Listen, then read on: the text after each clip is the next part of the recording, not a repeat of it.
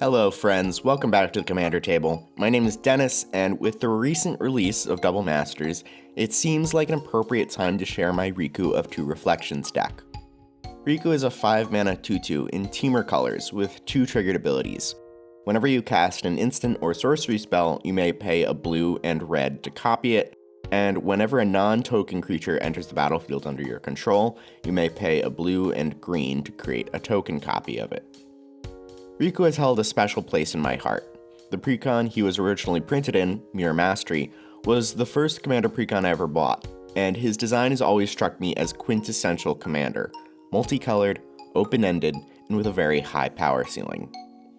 Technically speaking, this deck counts as a modified precon, but I've modified it a lot. There's only a small handful of cards in the list that were in the original. But even as I've modified it extensively, I've tried to stay faithful to the original design in a few ways. By keeping a good balance of creatures and instants and sorceries so that both of Riku's abilities can be utilized, as well as playing into the flavor and theme of reflections and mirrors. As we go through the deck, try to spot how many cards reference these things. This is a big mana deck, and has a ton of good old-fashioned land ramp. We start with Rampant Growth, Nature's Lore, Farseek, and Sakura Tribe-Elder at the 2-drop slot. Cultivate, Kodama's Reach, Springbloom Druid, and Wood Elves at the 3-drop slot. Skyshroud Claim, Migration Path, and Wild Wanderer at the 4-drop slot. Traverse the Outlands at 5, and even Boundless Realms at 7. This is one of those decks that can pretty easily search out all the basic lands over the course of the game, so we have a healthy number of them to make sure that we don't run out too early. Other sources of ramp include Sol Ring, Elysian Caryatid, Wayward Swordtooth, Oracle of Moldiah, and Mana Reflection. For card draw, we've got Garruk's Pack Leader, Prime Speaker Zagana, Shaman of the Great Hunt, Sphinx of Athun, Tireless Tracker, Temur Ascendancy, and Thought Reflection. This might seem like a low number of card slots dedicated to card draw, but you'll see later on how we can leverage any of these cards to pull, well, double duty. You can also see how much of the card draw is tied to having high power creatures, so let's make sure we have enough of those. First, we have some utility creatures with power 4 or greater. Conclave Naturalists and Flametongue Kavu offer some point removal. Bane of Progress is almost always humongous while wiping everyone's artifacts and enchantments. And Green Warden of Murasa offers some recursion when it enters the battlefield as well as when it dies. Next, we have creatures that are just here to beat face. Thragtusk offers a lot of power for just 5 mana, and Rampaging Baloths and Avenger of Zendikar are 2 classic Army in a Can cards for decks that get lots of lands. Aside from Riku's second ability, this deck has a lot of ways to make token copies of creatures. Cackling Counterpart, Replicate of Repudiate Replicate, Tempt with Reflection, and Mirror March all copy creatures we control. And though it doesn't come up every game, Rite of Replication, Mythos of Aluna, and Clone Legion can make copies of any player's creatures. Pair any of these token-creating instants and sorceries with Dualcaster Mage to create an infinite number of Dualcaster Mages.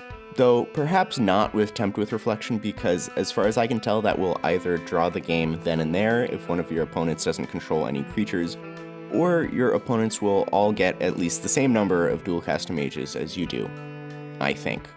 To be honest, this scenario is melting my brain. We also have Parallel Lives, which in addition to doubling our creature tokens, also doubles any non-creature tokens we make, like clue tokens from Tireless Tracker and treasure tokens from Brass's Bounty. Though not quite as explosive as Dualcaster Mage, this deck has some creatures that recur instants and sorceries when they enter the battlefield. The previously mentioned Green Warden of Murasa, as well as Eternal Witness and Archaeomancer.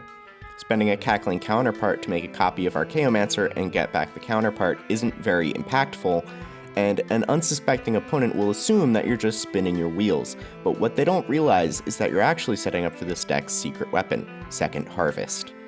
With a token copy of one of these recurring creatures, you can cast Second Harvest as many times as your mana will allow, continually doubling your tokens. If you have any treasure tokens left over from a Brass's Bounty, it's very easy to go infinite, as every time you cast the Second Harvest, you double those as well. Next, we have 2 very potent utility cards in Mirror Mage and Mirage Mirror.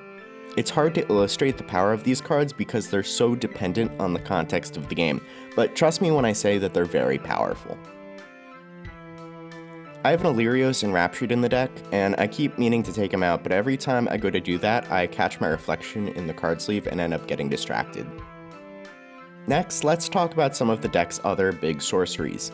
Time Warp and Walk the Aeons are extra turn spells that don't exile themselves, meaning that we can recur them as well as copy them. As far as board wipes go, we have Blasphemous Act, which can be copied but rarely needs to be, and Chain Reaction, which obviously has diminishing returns if you copy it, but it's still good on its own. Instead of the usual Cyclonic Rift, I have River's Rebuke, which I actually think I like more in this deck because it gets a lot of value out of getting copied, and it plays a lot more politically than Cyclonic Rift does. Whenever you overload a Rift, the game invariably turns into Archenemy, but River's Rebuke gives you a lot more control over who you want to piss off.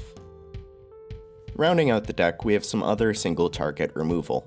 Reclamation Sage and Hull Breach deal with artifacts and enchantments, Negate does negate things, and Rapid Hybridization takes care of creatures. And that's the deck. But before I go, I wanted to share some of the tokens I use for this deck. Since it's all about making token copies of its creatures, I thought it'd be a good idea to have them on hand. I drew these myself, and I'm pretty proud of how they turned out.